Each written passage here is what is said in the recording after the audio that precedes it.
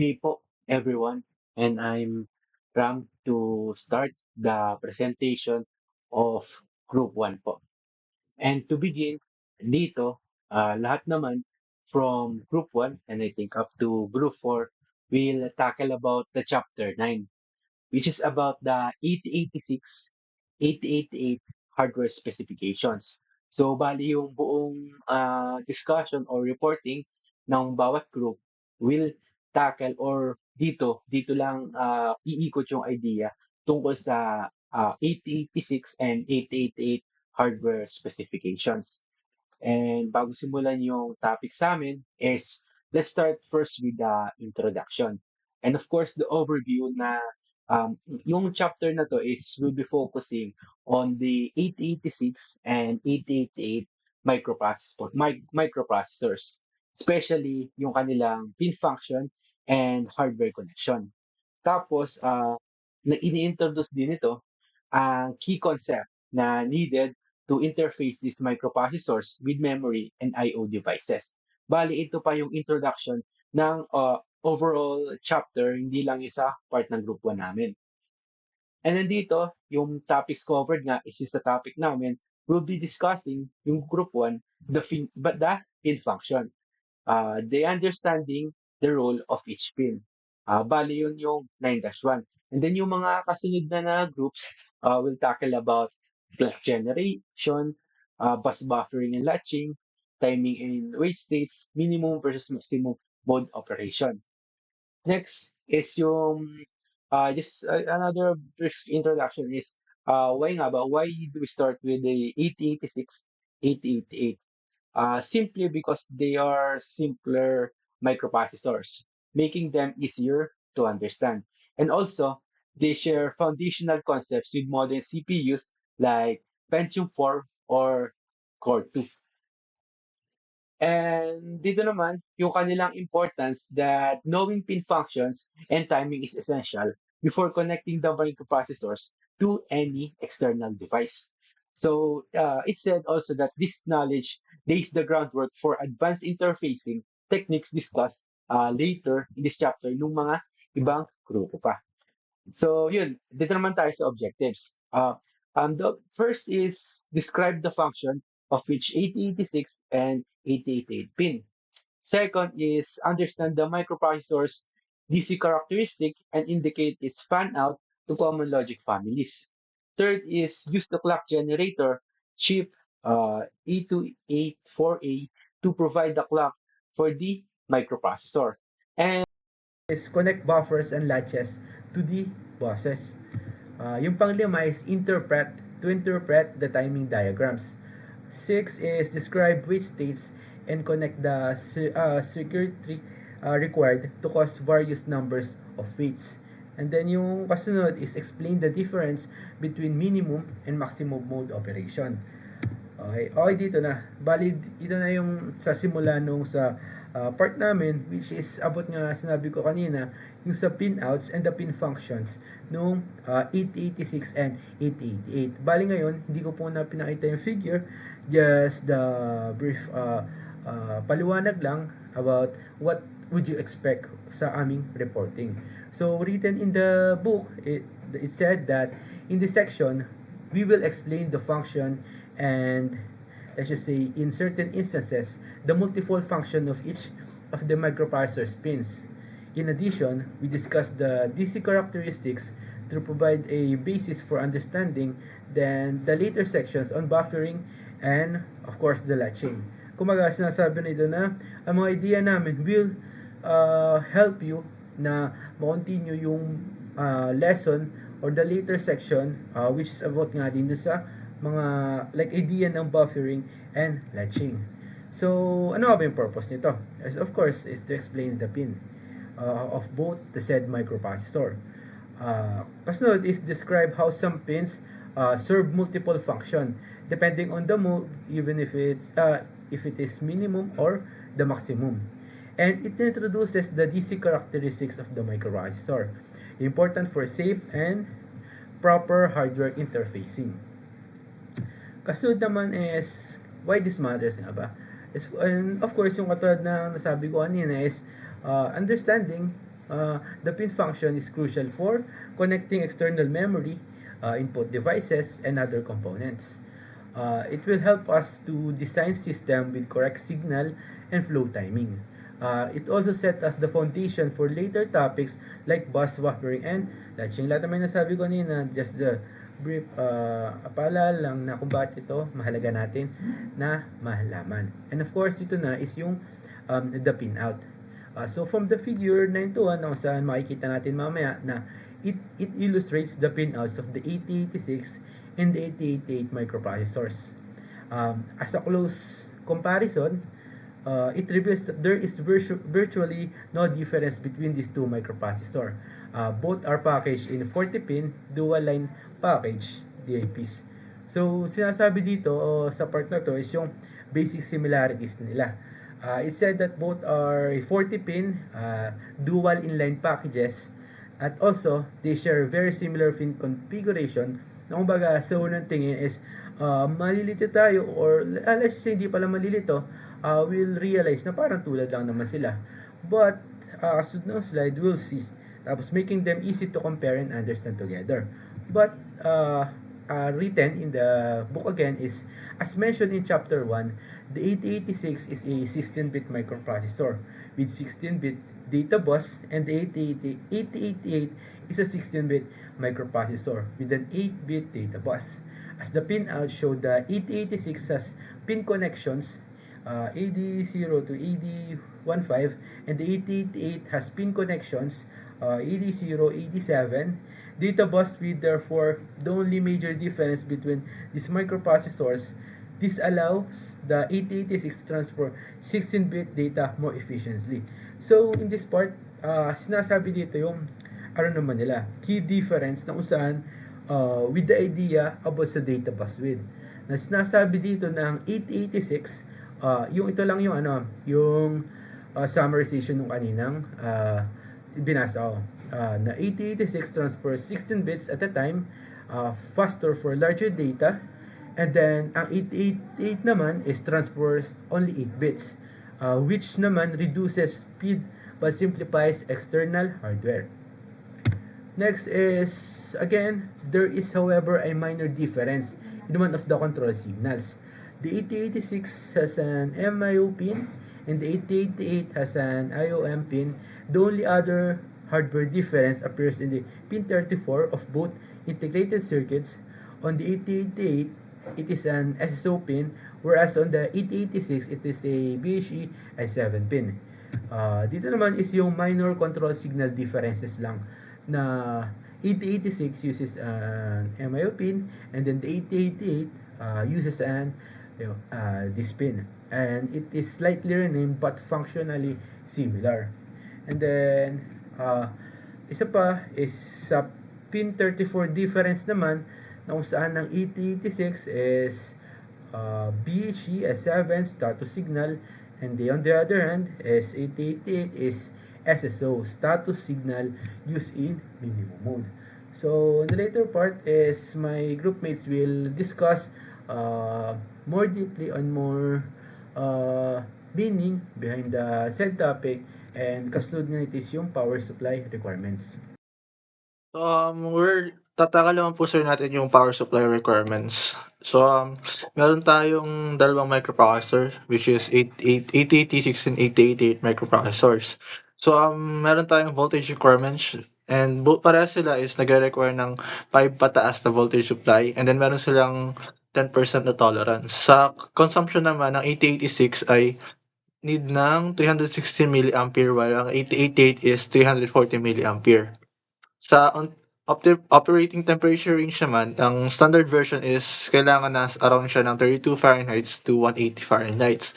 Saka hindi rin siya ideal for outdoor uses saka extreme weather. Sabay, extended temperature range options naman is meron tayong CMOS version, and dito naman is ang supply niya ay 10 milliampere lang, and ang temperature range niya is -40 Fahrenheit to 25 Fahrenheit. Ang next naman is DC characteristics. DC characteristics, yun. So DC characteristics, DC characteristics tells us how much electrical current the microprocessor pins can take in input and send out output safely. So dinidescribe nito kung gaano kalaki yung current na kayang i-handle ng microprocessor pins. So why does this matter? So kasi nga kailangan natin na maayos yung current gawa ng 'pag sa input pins siyempre para mabasa ng maayos yung signal kailangan tama lang yung current natin. While sa output naman para hindi masira yung mga devices natin kailangan sakto lang din para mapagana yung mga ina-output niya.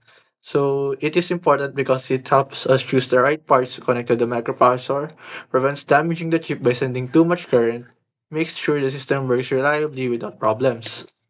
And ito po yung mga pins natin. It goes from, ayan, meron tayong, I think, 16 pins, 16 inputs. No, hindi. Basta yan po. Thank you. Dito sa figure 9.1a, the pin out of the 8086 in maximum mode, and then dun sa letter B is the pin out of the 8086 in minimum mode. So, dito sa figure 9.1 na to, ini-illustrate lang dun sa pinakang kauna-unahan, which is the figure A, na the pin configuration of the Intel 8086 microprocessor in two modes, the maximum mode, which is yung figure A nga natin, and then the minimum mode, which is the figure B.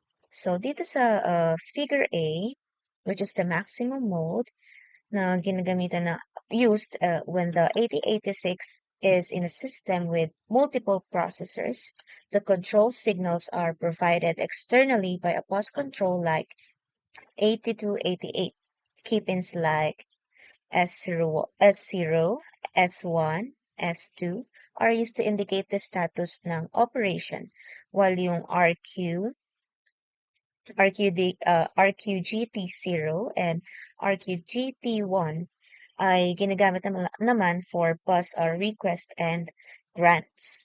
However, dito naman sa ating minimum mode, the 8086 acts as a single microprocessor. Kung sa kabila naman nag-i-indicate ng multiple processor, dito sa minimum ay single microprocessor lamang, managing controls ng signals internally. Kung dito sa P, minimum, which is for single, internally, sa kabila, maximum, ay for multiple and externally. So, dito sa minimum mode, ang mga kinokontrol niya like ALE, then DT or R, WR, and HLDA appear instead of the status and request pins. Despite these differences, the addressed or the data pins, which is the AD0 to AD15, and address status pins, which is the A16 or S3 to A19 or S6, remain the same in both modes. Dito naman sa table 9.1, input characteristics of the 8086 and 8088 microprocessor, nagsishow lang siya ng input logic level natin or the input logic level requirement for the 8086 and 8088 microprocessor. So kapag ang logic level natin is 0, requires a maximum voltage na 0.8 voltage, while logic level of 1 requires a minimum of 2.0 voltage. So the input current for either logic level is limited to positive, negative, a maximum, and then indicating that the input pins are highly sensitive and require minimal current.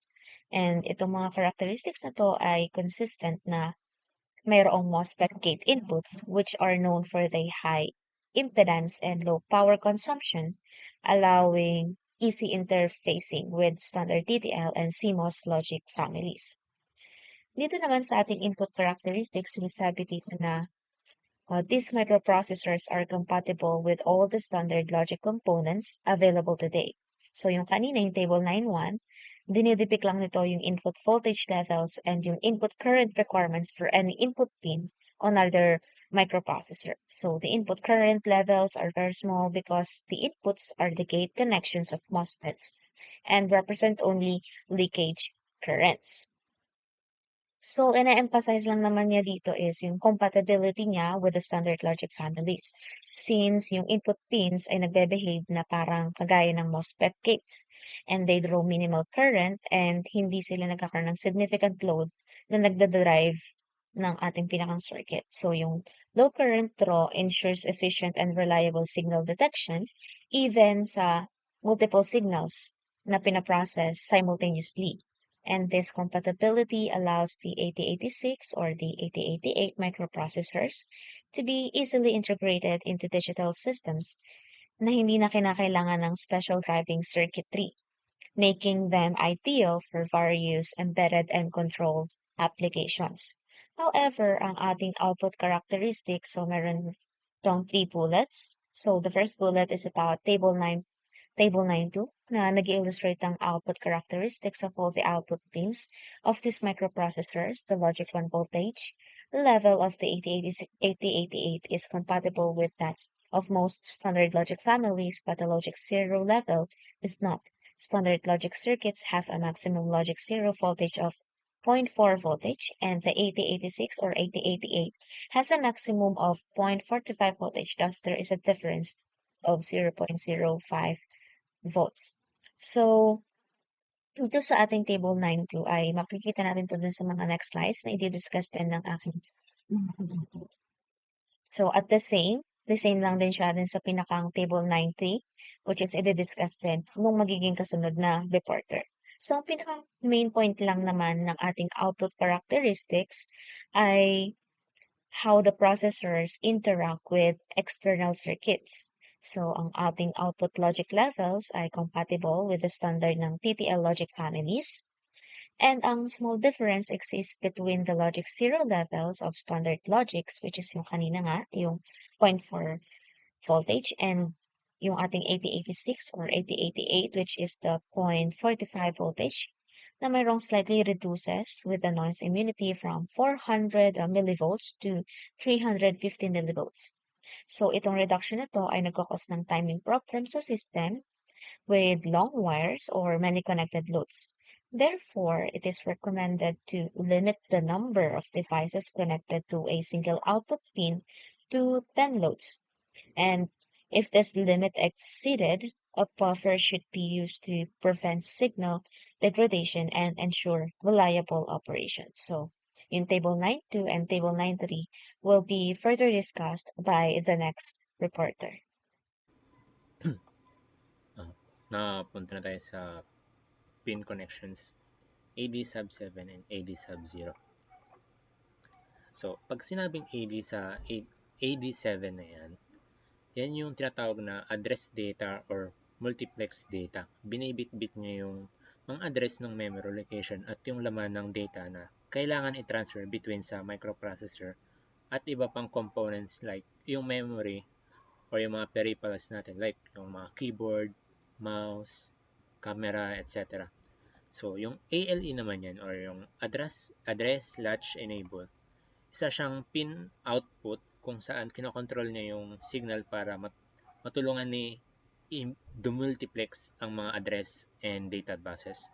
So, yung ALE, ini-indicate din niya kung valid at kung ready na ba yung mga memory or yung other devices. Like whether yung bus functions as address bus or data bus. Kung ang ALE daw ay 1, then yung bus functions as address bus. Kung yung ALE ay 0 or inactive, then yung bus functions as data bus.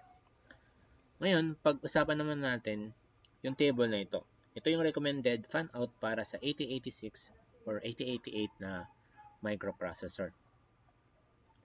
So, may iba't ibang klase ng logic families na ginagamit ng mga circuits.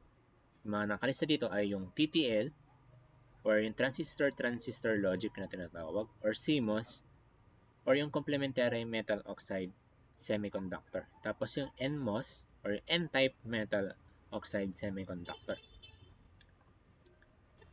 So, balikan muna natin yung previous, yung table 9.2. So, yung output characteristics of 8086, ito yung pag logic 0, so yung voltage niya ay 0.45 volts, yan yung maximum voltage niya. So, pag logic 1, so 2.4 volts, yun yung minimum. Tapos yung current naman sa logic 0, 2.0 milliampere. So yung maximum. Tapos yung sa logic 1, so negative 400 microampere yung maximum niya. So sa TTL, meron tayong iba't ibang variation. So, TTL 74, TTL 74LS, 74S, or 74ALS, 74AS, or ito yung advanced Schottky, natatawag, or 74F, yung fast.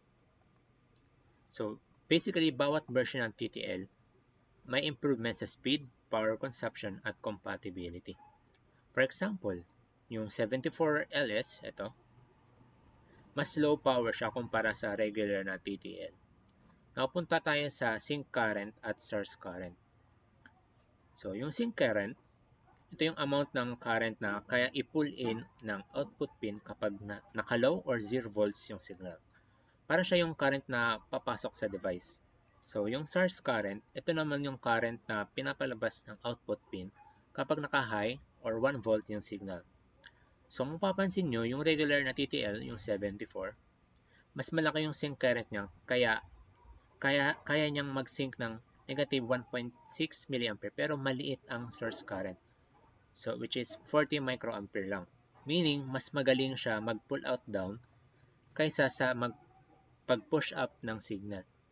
So, sa CMOS at NMOS naman, pantay lang sila. Kaya nila mag-source at mag-sync ng around 10 microampere. Kaya sila mostly ginagamit pag maraming connections ang kailangan kasi consistent sila. So, sa found out, so tinuro yan dati nung second sem ng second year. So, yan yung number of input na kaya niyang i-drive ng isang output without signal degradation. Makikita nyo dito yung sa table kung ilang devices ang safe na i-connect. For example, sa TTL74, isa lang ang pwede nyong i-connect. So, pero yung 74LS pwede hanggang 5. Ito, hanggang 5. At yung advanced versions like 74ALS or CMOS, kaya hanggang 10. Ito naman sa table 9.4, tungkol to sa mga status bits na SSub3 and EDSub4. So, yung microprocessor, specifically yung 8086 or yung 8084, may mga status lines na ginagamit para makita yung kung anong segment ng memory ang ginagamit niya during a bus cycle. Para to sa mga external components tulad ng memory controllers, para alam nila kung saan segment na nag-ooperate yung Central Processing Unit or yung CPU. May dalawang status bits ito, yung SSub4 and SSub3. Bawat combination ng bits may kanya-kanyang ibig sabihin. So, yung SSub4, 0 and 0, sabihin na extra segment. Pag yung SSub3 and EDSub4 and EDSub3 ay 0 and 1, stack segment, 1, 0, code or no segment, 1 and 1, data segment siya. So, kung ang S4 ay equal 0 at S3 ay equal 0, ibig sabihin, ginagamit ng extra na segment ay extra segment. So, pag S4, S4 ay 0 and S3 ay 1, ang ginagamit naman ay stack segment. Ito yung ginagamit para sa mga push or pop o mga subroutine calls. Kapag ang S4 ay 1 and S3 ay 0, ang ginagamit ay code segment o walang segment. Karaniwan ito sa mga instruction fetch. At finally, pag parehong logic 1 ang S4 and S3, ang ginagamit na segment ay data segment. Ito yung default para sa mga data transfer like MOV. In short, itong S3 at S4 parang nagpapakita ng context ng operation kung anong segmentang memory ang involved sa current task ng processor. So, moving on to the next topic, the address bus, multiplexed address and data bus, status bus, and read control signal. So, in this topic, I will explain how the 8086 to 8080 microprocessors manage memory access using specific group of pins. We will focus on how certain pins carry address information and how some pins serve dual functions, and how the read control signal coordinates with the memory devices. So, the A5 to A8 8088 upper address lines. It provides the upper half of the 8088 address bus. It is valid for the entire bus cycle. It also supports a 1 megabyte memory range or 20-bit address. It also has high impedance during hold acknowledge. So in the 8088, the pins through A15 to A8 forms a part of the unidirectional address bus. It is used just for addressing. And since 8088 has an 8-bit data bus, it separates the address and the data lines. Now these pins output the upper half of the 8088, the upper address bits, continuously during a bus cycle. This makes them an important part for identifying memory segments in the input-output location. And during hold acknowledge, the external device like a DMA or direct memory access controller takes over the system bus. Now these lines enter a high impedance state, effectively disconnecting the bus to avoid conflicts. So next is in the 8086, the A15 to AD or the address bus, address data are time multiplexed pins. These pins perform two roles. So kapag yung ALE or the address latch enable is high or 1, they act as address lines for A15 to A8. Kapag naman low siya or 0, they switch roles and act as data lines for D15 to D8. This smart reuse, it helps to minimize the number of physical pins needed.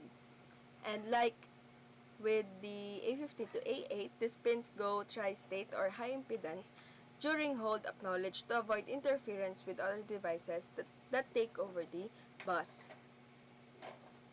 So for the multiplexed A19 to A16 and S6 to S3, so this group of pins is also multiplexed between the high address lines, yung itong upper address lines, yung A16 to yung A19 to A16, and the status bits S6 to S3. Yung S6 is always logic 0. Then yung S5 naman, it only shows the state of the interrupt flag or yung IF.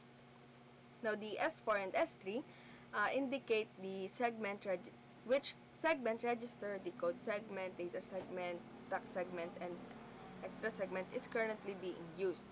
These lines are not just important for memory addressing but also for providing the status information to external devices like coprocessors and debuggers. Now they also go into high impedance during the hold acknowledge. Next, the S4 and S3.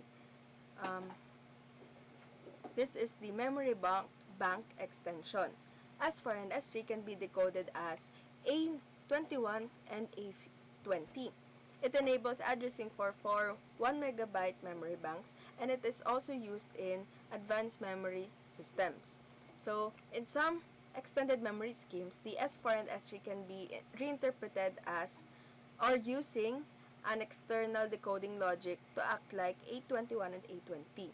This approach enables the processor to address 4 distinct 1 megabyte memory blocks, like yung technique that is helpful to larger systems and especially on emulated environments. While the A8086 officially supports the 1 megabyte or 20-bit addressing, this trick also offers memory bank switching for systems that need more addressable space. So for the read control sign, yung RD pin or yung read pin is one of the key control signals in both 8086 and 8080. So when the CPU sets the read signal to 1 or low, it signals that it is about to read a data from the memory or input or the I/O. This causes the selected device to place data onto a data bus. And once the read operation is done, the read signal goes inactive or high or yun ngang 1. And during hold acknowledge, the read pin is tri-stated or high impedance to allow other bus masters to use the control lines without interference. So during hold acknowledgement, when the processor receives a hold signal from another device like a DMA controller or direct memory access controller, it responds with a hold acknowledgement. During this time, the critical pins like address lines, data, and address multiplex pins, status output, and control signals, they go into a high impedance state. This effectively disconnects the processor from the bus that prevents collisions and allowing safer transfer control. And to summarize, so yung A15 to A8, they are the stable address lines in the AT80. Yung A15 to A yung AD15 to AD8, they serve dual roles in AT86 depending on the address latch enable or yung ALE. So yung A19 to A16 and yung S6 to S3, they offer both addresses and internal CPU status information. Then yung read control naman, it reads operations from the memory and or input-output devices. Now, all these pins, they support a high impedance mode during hold acknowledge. It makes them important for multi-master systems. So now, ready input. In ready input, manage the timing of a microprocessor by adding wait state. When the ready pin is low or logic 0, the microprocessor enter wait state and remain idle. Conversely, when the ready pin is high or logic 1, it does not impact the microprocessor operation. So, meaning nito, kapag yung mga memory or input-output device natin is mabagal at hindi agad makapagbigay ng data, pinapababa nila ang ready signal para maghintay yung CPU to process yung dapat i-process. And also, ginagamit itong ready para sa mga i-pause or i-continue yung mga operations sa microprocessor. And we have example here. So, in our example number 1 or scenario 1, let's imagine na meron tayong 8086 system connected to an old EEPROM or slower memory chip. So when the processor or yung 8086 natin is trying to read the EEPROM, yung EEPROM natin, kailangan mo na ng mga time or yung time para ma-provide yung data. So, ang gagawin ng memory chip, ipupulse niya si ready pin to low, tinetel niya sa CPU na mag-pause siya to wait for the provided data. Then magwa-wait uli yung CPU natin ay mag-enter uli ng wait state. And kapag okay na yung data, puproceed na uli siya sa process na ginagawa niya. So, yun ang ready pin. So, next naman natin is INTR or interrupt request. In interrupt request naman, is used to signal a hardware interrupt when the INTR line is active and the interrupt flag IF is set to 1. The 8086 or 8088 microprocessor acknowledges the interrupt after completing the current instruction by entering an interrupt acknowledge cycle. So, dito naman, ginagamit daw itong interrupt na to para humiling ng atensyon sa CPU kapag may mga external or hardware input. So, dito, kung naka-enable daw ang interrupt IF into 1 or logic 1, tatanggapin ng CPU yung interrupt niya at ililipat sa interrupt service routine. So, ang halimbawa nito is may kinapinindot sa keyboard. Magsasend ito ng interrupt dun sa signal para ipaalam sa CPU na may data na dapat basahin. So, parang dito sa scenario natin, like a keyboard is connected to the system. Every time a user press a key, the keyboard controller send an interrupt signal to the 8086 via the interrupt pin. So, yun nga. For example, nagpindot ako ng H sa keyboard natin. Yung H na yun, ay mag-isasend niya yung interrupt signal to 8086 para ma-process na H yung pinindot ko. So, yun lang naman ang interrupt. Next, test naman. Sa test pin naman is an input for the wait instruction, which checks its state if the pin is at logic 0. The wait instruction acts as an no operation. The wait instruction typically waits for the test pin to transition to logic 0. This pin is commonly linked to the 8087 numeric processor. So, dito naman sa test, ginagamit mo ito kasama ng mga wait instruction para hintayin yung isang condition mula sa external hardware. So, kapag ang CPU niya is nag-execute ng wait, maghihintay ito hanggang ang test input ay maging high. So, ang halimbawa nito is the 8086 is working with an 8087 math coprocessor used for complex floating point calculation. The main CPU executes a wait instruction before accessing the result of a math operation, while the 8087 is still computing. The test pin is high, so the CPU wait. Once a coprocessor is done, it pulls test and the CPU resumes execution and reads the result. So, yun. And next natin is the NMI or the non-maskable interrupt input function similarly to the standard interrupt request but has a key difference. It doesn't require the interrupt flag IF bit to be set. When the NMI is triggered, it utilizes interrupt vector 2 for handling the interrupt.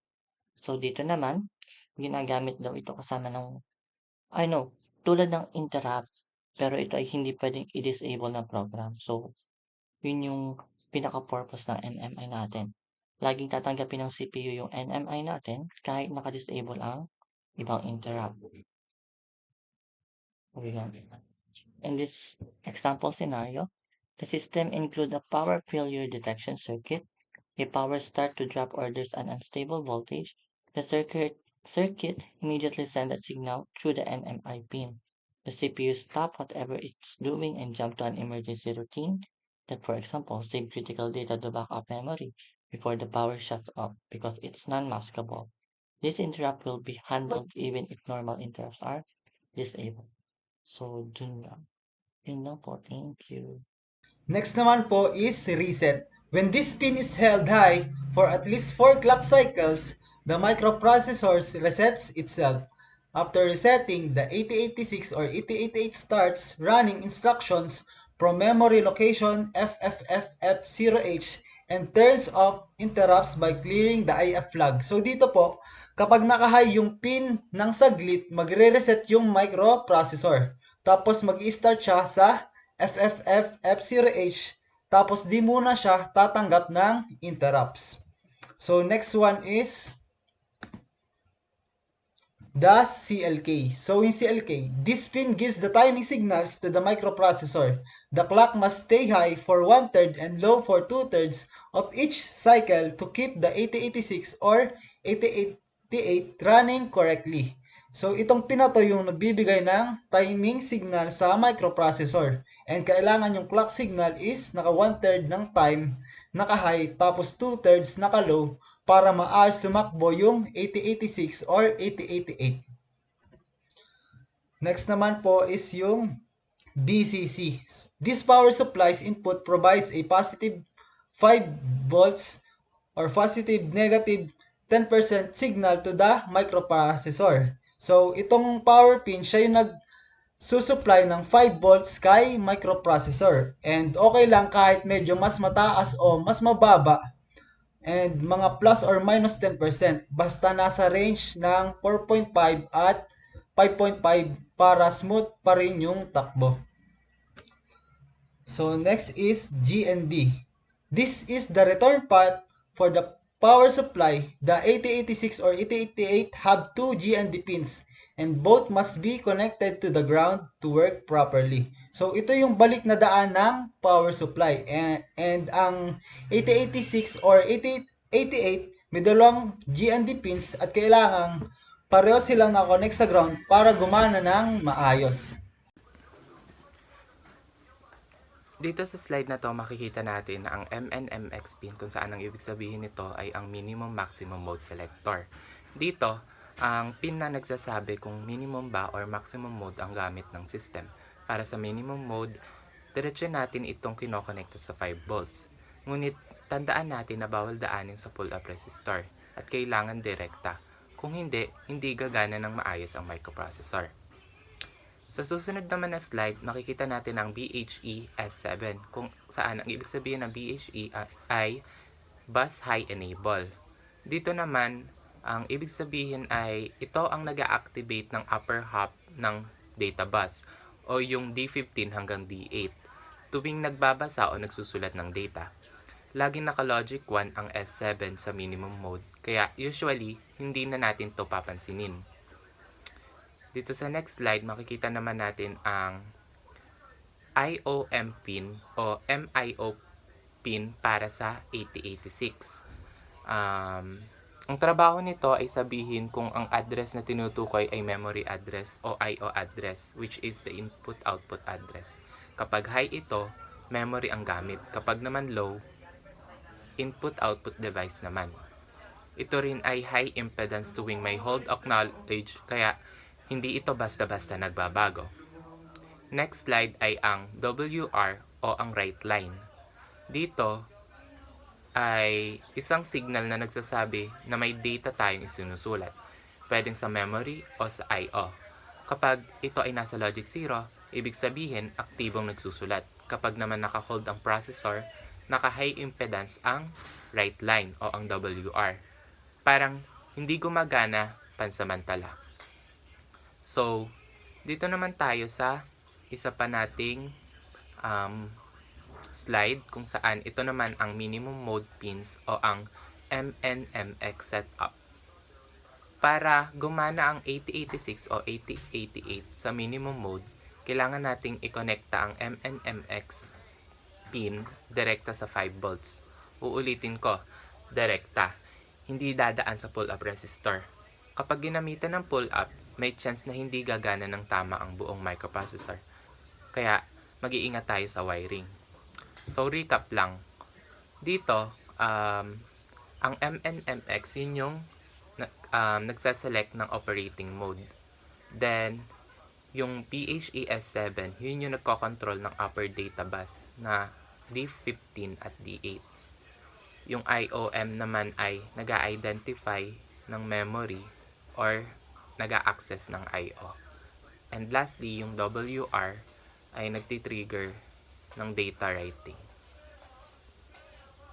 So beautiful. INTA, interrupt acknowledge, a signal sent in response to the INTR input pin, used to get the interrupt vector number onto the data bus.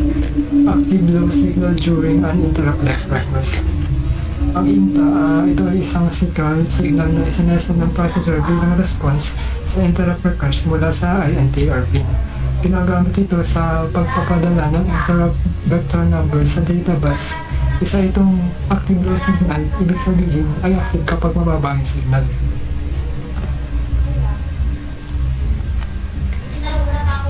ALE, address latch enable, indicates that the address or data bus contains an address.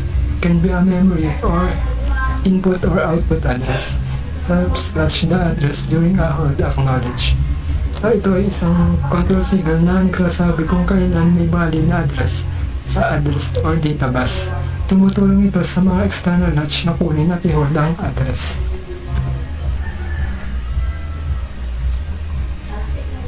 DT or R, data transmit or receive. indicates the direction of data on the bus. ATR equals to 1, transmitting data. ATR equals to 0, receiving data. Used to enable external data bus buffers. Ito ay signal nagsasaad ng direksyon ng daloy ng data sa bus. Kapag ang DDR1, ibig sabihin ng processor ay nagtatransmit ng data. Kapag naman 0, ito yung re-receive ng data.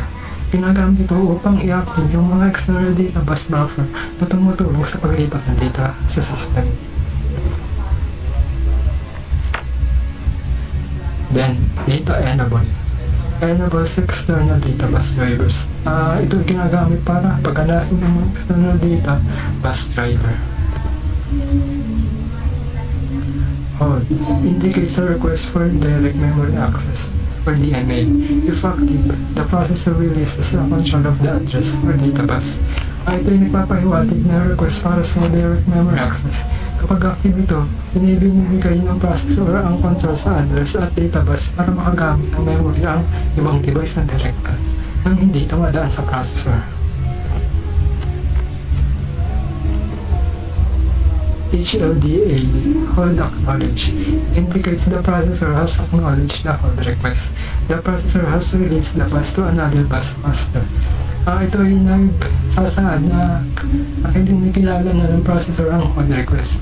Ibig sabihin, binibitawan na ng processor ang control sa bus, binibigay ito sa ibang bus na nangangailangan ng direct memory access. SS0, status line in minimum mode. Nagpo-provide siya ng similar function sa S0 in maximum mode, where it helps decode the function of the current bus cycle. Ito po yung table na nagpapakita ng bus cycle status using SS0. Makikita natin yung tatlo iba't ibang status line. IOM or input, output, or memory, DTR, data transmit or receive, and status signal 0. Sa IOM, ang 0 ay memory operation, habang ang 1 ay input-output operation. Sa DTR, 0 ay receive and 1 ay transmit. Sa signal status, gamit lang siya pang differentiate ng iba't ibang combination ng IOM at DTR. So, magkakaroon tayo ng functions such as interrupt acknowledge, memory read, memory write, halt, opcode fetch, input-output read, input-output write, and passive. Maximum mode pins. RQGT1 and RQGT0. Request direct memory accesses, DMA, during maximum mode operation, which allows external devices to take control of system bus to read and write to memory. Bidirectional, meaning they can be both used to request and grant a DMA operation. RQGT0 has higher priority than RQGT1, kaya dalawa po sila. Maximum pins S2, S1, and S0 forms a 3-bit code that indicates the function of the current bus cycle in maximum mode. Similar po ito sa table 9 to 5 na pinakita kanina, yung status line 0. Since na-explain na ni Angel yung S2 bar, S1 bar, and SO bar, ito yung function or ito yung table nung dinascuss ni Angel. Ito yung status bits in maximum mode. Kapag 000, interrupt acknowledge yun. Ibig sabihin nun, the CPU is responding to an external interrupt. It sends an acknowledgement signal to the device requesting service, allowing the device to place its interrupt vector on the data bus. Kapag 001, ito yung input-output read. The CPU is reading data from an input-output device. The data from the device will be transferred to the processor. Kapag naman 010, ito naman yung input-output write. Ibig sabihin nun, the CPU is writing data to an input-output device. The processor places the data on the bus and the device reads it. Kapag 011, ito naman yung halt. The CPU has stopped executing instructions, typically due to a halt instruction. No bus activity occurs unless an interrupt or reset is received. Kapag naman 100, opcode fetch naman yon. Ibig sabihin naman nun ay, the CPU is fetching the next instruction's machine code, opcode, from memory to decode and execute it. Kapag naman 101, yun naman yung memory read. Ibig sabihin nun, the CPU is reading data or an operand from the memory. The memory provides the requested information on the data bus. Kapag naman 110, ito naman yung memory write. Ibig sabihin nun, the CPU is writing data to memory. Data from the processor is transferred to a specific memory address. Kapag naman 111, passive yon. Ibig sabihin nun, no operation is taking place on the bus. The bus is idle during this cycle.